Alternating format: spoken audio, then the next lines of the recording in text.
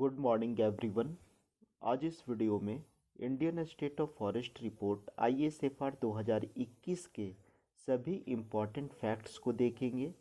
इसके सभी facts one day examination साथ ही साथ स्टेट सिविल सर्विसेज और UPSC के प्रीलिम्स के पॉइंट ऑफ व्यू से काफ़ी ज़्यादा इम्पॉर्टेंट होते हैं। Indian state of forest report को हिंदी में कहा जाता है भारतीय वन स्थिति रिपोर्ट। इस रिपोर्ट के अंतर्गत सेंट्रल गवर्नमेंट ये जारी करती है कि इंडिया की किस स्टेट में वनों के क्षेत्रों में कितनी वृद्धि हुई, कितना वनों के क्षेत्र में कितना ह्रास हुआ, मैंग्रोव वन क्षेत्रों में कितनी वृद्धि हुई, कितना ह्रास हुआ। इन सारे फैक्ट्स के आधार पर रिपोर्ट जारी किया जाता है। सरकार का रिपोर्ट्स जारी करने के पीछे पर्पस होता है लोगों को जागरूक करना वनों के प्रति, क्योंकि वनों का बहुत ज़्यादा इम्पॉर्टेंट रोल हो जाता है क्लाइमेट चेंज में। अगर वनों की स्थिति अच्छी रही तो क्लाइमेट चेंज में निगेटिव परिवर्तन नहीं होगा। ठीक है, इसलिए सेंट्रल गवर्नमेंट प्रत्येक 2 साल पे इंडियन स्टेट फॉरेस्ट रिपोर्ट को जारी करती है और इस रिपोर्ट को 1987 से सरकार जारी की जाती है। तो एग्जामिनेशन के पॉइंट ऑफ व्यू से ये भी फैक्ट काफ़ी ज़्यादा इम्पॉर्टेंट है। आपसे पूछा जा सकता है कि भारतीय वन स्थिति रिपोर्ट सर्वप्रथम कब जारी की गई थी? तो 1987 में। ठीक है, आज के सेशन को हम लोग स्टार्ट करते हैं। फर्स्ट हमारा है कि ISFR 2021 रिपोर्ट कितने नंबर का संस्करण है? तो ये 17वें नंबर का संस्करण है। जब आप 1987 से जोड़ेंगे तो ये 17 नंबर का संस्करण है। ठीक है, भारतीय वन सर्वेक्षण द्वारा भारतीय वन स्थिति रिपोर्ट कब जारी की जाती है, कब जारी किया गया था? तो 1987 में।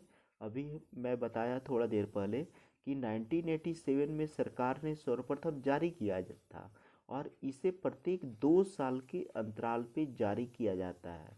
और जो 2021 का जो रिपोर्ट है ना, ये जब आप 1987 से जब आप काउंटिंग करेंगे तो ये 17वें नंबर का संस्करण हो जाता है। तो 1987, 2 इयर्स और 17वां संस्करण, ये तीनों इम्पॉर्टेंट फैक्ट्स है, याद रखिएगा। नेक्स्ट क्वेश्चन है कि भारतीय वन रिपोर्ट कितने वर्षों के अंतराल पे जारी किया जाता है? तो 2 वर्षों के अंतराल पे जारी किया जाता है। ये तो अभी बताया भी आप लोगों को। नेक्स्ट है कि देश में वनों और वृक्षों से आच्छादित कुल क्षेत्रफल कितना है?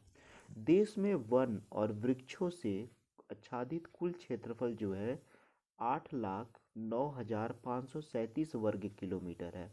अगर आप राउंड फिगर में 8,09,000 भी याद रखेंगे तो एग्जामिनेशन में आप ज़्यादातर चांस है कि आप टिक कर लेंगे। और पूरा डेटा अगर याद कर लेते हैं तो अच्छी बात है। 8,09,537 वर्ग किलोमीटर। ओके, देश में वनों और वृक्षों से आच्छादित कुल क्षेत्रफल कुल भौगोलिक क्षेत्रफल का कितना प्रतिशत है? तो 24.62% है। यानी जो इंडिया का जो एरिया है, भारत का कुल क्षेत्रफल कितना है? आप लोग को याद होगा 32,87,263 वर्ग किलोमीटर स्क्वायर है।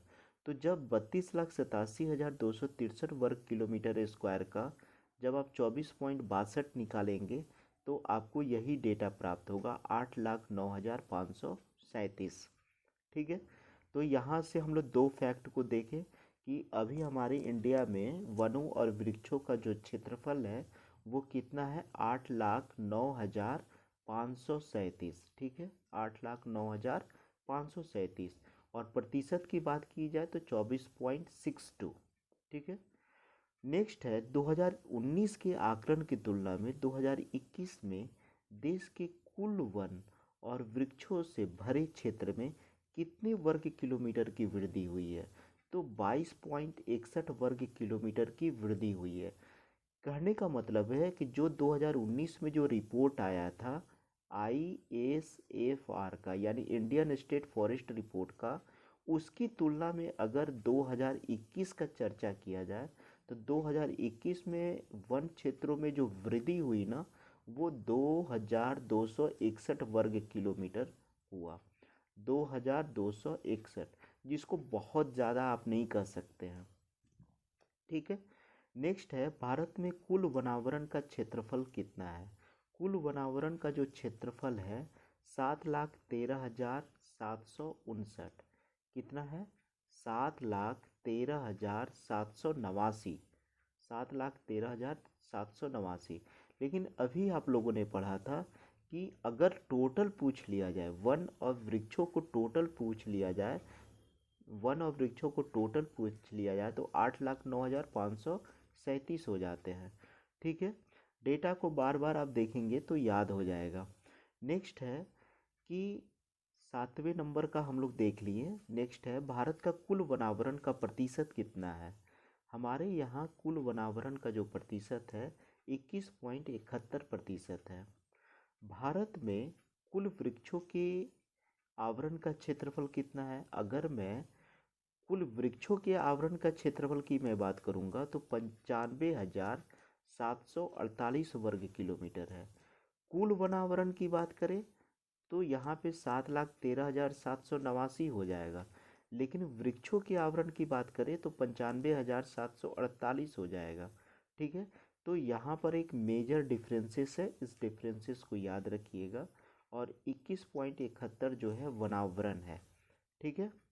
बार बार फैक्ट को देखेंगे तो याद हो जाएगा।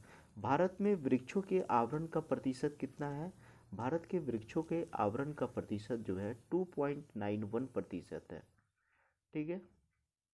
नेक्स्ट है कि क्षेत्रफल की दृष्टि से देश का सबसे बड़ा वन क्षेत्र कौन है? क्षेत्रफल की दृष्टि से, अगर एरिया की दृष्टि से देखा जाए तो मध्य प्रदेश में सबसे ज़्यादा वन है, अरुणाचल प्रदेश में, छत्तीसगढ़ में सेकंड नंबर पे है, उड़ीसा में चौथे नंबर पे है। आप लोग 4 तक याद कर लीजिएगा, मध्य प्रदेश, अरुणाचल प्रदेश, छत्तीसगढ़ और उड़ीसा। ठीक है। ये जो मैप है, ये मैप एक्चुअल में दिखा रहा है gain and losses in forest cover since 2019, यानी 2019 के बाद से इंडिया में किस स्टेट में वन क्षेत्रों में वृद्धि हुई और किस स्टेट में वन क्षेत्रों में कमी हुई।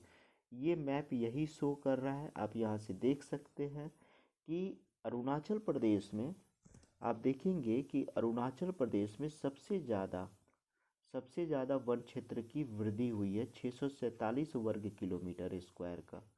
ठीक है। इसके बाद तेलंगाना की बात करेंगे तो 632 वर्ग किलोमीटर स्क्वायर में वृद्धि हुई, उड़ीसा में 537 वर्ग किलोमीटर। अगर लॉसेस की बात करें तो अरुणाचल प्रदेश में सबसे वन क्षेत्रों में ह्रास हुआ, मिजोरम में सेकेंड नंबर पे ह्रास हुआ, नागालैंड में थर्ड नंबर पे ह्रास हुआ। यहाँ से एक चीज़ आप ऑब्जर्व करेंगे कि जो नॉर्थ ईस्ट का स्टेट है, नॉर्थ ईस्ट का स्टेट, वहाँ पे वन क्षेत्रों में ह्रास देखने को मिला, चाहे वो अरुणाचल प्रदेश हो, चाहे वो मणिपुर हो, चाहे वो नागालैंड हो। तो अरुणाचल प्रदेश, मणिपुर और नागालैंड अमन करके आप याद रखिएगा। यहाँ पर वन क्षेत्रों में क्या हुआ, फॉरेस्ट कवर एरिया में गिरावट आई। ठीक है। वन क्षेत्र में वृद्धि कहाँ हुआ, तो आप ऐसे याद कर सकते हैं, अरुणाचल प्रदेश को आप सेपरेट याद कीजिए, तेलंगाना को और उड़ीसा, यानी अरुणाचल प्रदेश, तेलंगाना और उड़ीसा, 3 स्टेट। नेक्स्ट में देखिए इसी चीज़ को यहाँ पर लिखा गया है फैक्ट्स में। ठीक है। वन क्षेत्र में वृद्धि के मामले में शीर्ष स्थान आंध्र प्रदेश, तेलंगाना, उड़ीसा। जो वन क्षेत्र में वृद्धि हुआ, आंध्र प्रदेश, तेलंगाना, उड़ीसा। देखिए यहाँ पर उसी चीज़ को मैप में दिखाया गया था, आंध्र प्रदेश, तेलंगाना, उड़ीसा, और इसी चीज़ को मैंने यहाँ पे फैक्ट में ले लिया है। आंध्र प्रदेश, तेलंगाना, उड़ीसा, चौथे नंबर पे कर्नाटक है। अगर यहाँ पर कुल भौगोलिक क्षेत्रफल के 1 सेकेंड, हाँ, 13 नंबर, कुल भौगोलिक क्षेत्र के प्रतिशत के रूप में वन आवरण के मामले में शीर्ष 5 राज्य कौन कौन से हैं? तो शीर्ष 5 राज्य जो हैं, मिजोरम है, अरुणाचल प्रदेश है, मेघालय है। ये क्या है, कुल भौगोलिक क्षेत्रफल के प्रतिशत के रूप में, यानी उनका जो भौगोलिक एरिया है उस एरिया के कितने प्रतिशत एरिया पे वन कवर करते हैं।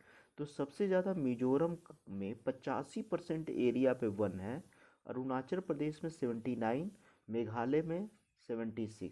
यहाँ पर एक चीज़ आप लोग ऑब्जर्व कर रहे होंगे कि नॉर्थ ईस्ट स्टेट में, ये जो नॉर्थ ईस्ट का जो स्टेट आ जाता है, ये जो इंडिया का जो पोर्शन आ जाता है, ये नॉर्थ ईस्ट का, यहाँ पर वन क्षेत्रों का प्रतिशत मामला काफ़ी ज़्यादा है।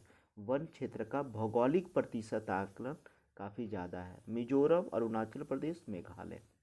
ठीक है। नेक्स्ट हम लोग आते हैं, देश में कुल कितने वर्ग किलोमीटर में मैंग्रोव वन है। तो मैंग्रोव वन कितने प्रतिशत है, 4992 वर्ग किलोमीटर पर।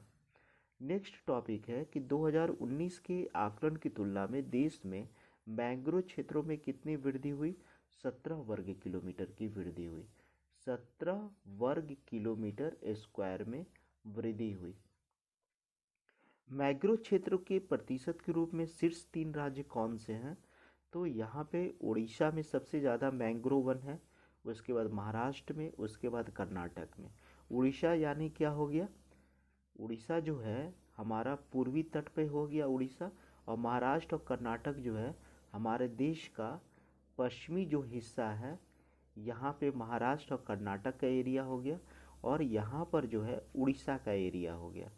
तो दो ठो, महाराष्ट्र और कर्नाटक पश्चिमी तट पे और उड़ीसा पूर्वी तट पर स्थित है। ठीक है, मैंने आधा मैप ड्रॉ किया है।